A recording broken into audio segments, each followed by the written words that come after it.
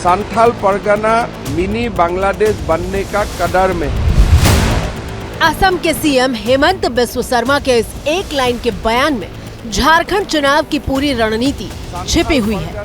वैसे तो झारखंड में बीजेपी पहले से घुसपैठ का मुद्दा उठाती रही है, लेकिन 2 दिन पहले बीजेपी उम्मीदवार सीता सोरेन पर की गई झारखंड के मंत्री की विवादित टिप्पणी ने बीजेपी को बड़ा हथियार दे दिया है।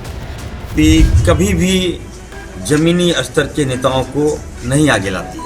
इनको बोरो खिलाड़ी चाहिए। इनको जो सातिर से जीत जाता है उसको हाईजैक कर लेते हैं। अब इस बयान के बाद बीजेपी पूरे चुनाव को आदिवासी बनाम मुसलमान बनाने की दिशा में बढ़ चुकी है और ये अपमान कौन कर रहा है?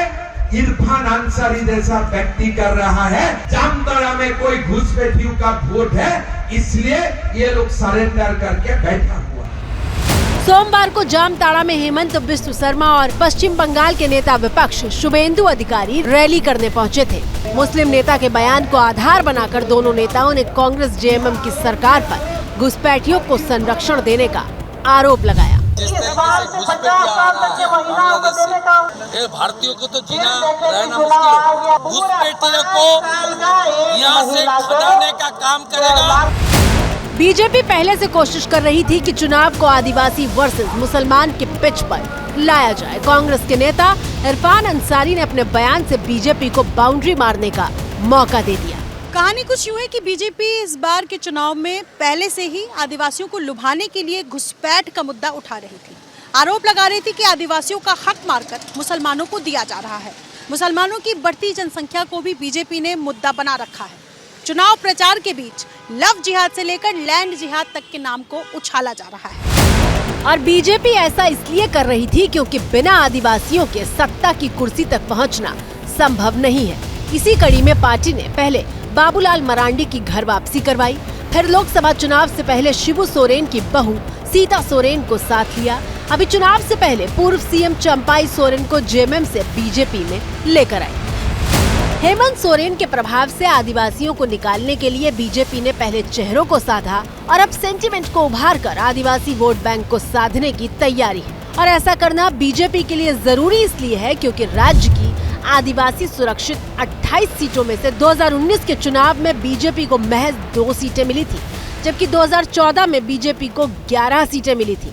2019 में जेएमएम को 19 सुरक्षित सीटों पर जीत मिली, जबकि 2014 में ये नंबर 13 था। कांग्रेस को 2019 में 6 सीटें मिली। 2014 में एसटी सुरक्षित सीट पर खाता तक नहीं खुला था। बीजेपी को बखूबी पता है कि सत्ता का सपना देखना आसान है, लेकिन बिना आदिवासियों को साधे ये मुमकिन नहीं हो सकता। राज्य में आदिवासियों की आबादी करीब 26% है। इसी वजह से बीजेपी का हर छोटा और बड़ा नेता बांग्लादेश घुसपैठ को एक बड़ा मुद्दा बना रहा है और इसके जरिए आदिवासियों को साधने की कोशिश कर रहा है। अब सीधे ये कहा जा रहा है कि बीजेपी नहीं आई तो झारखंड का आदिवासी बहुल इलाका बांग्लादेश बन जाएगा। अगर ऐसे ही घुसपैठी आते रहते हैं तो झारखंड पूरा अलग हो जाएगा, डेमोग्राफी चेंज हो जाएगा और मिनी बांग्लादेश बन जाएगा। संथाल परगना मिनी बांग्लादेश बनने का कदर में है।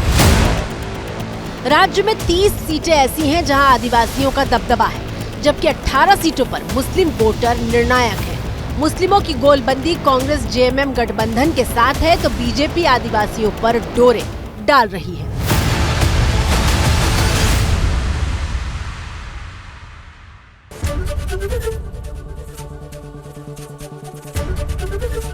एबीपी गंगा, खबर आपकी, जुबान आपकी।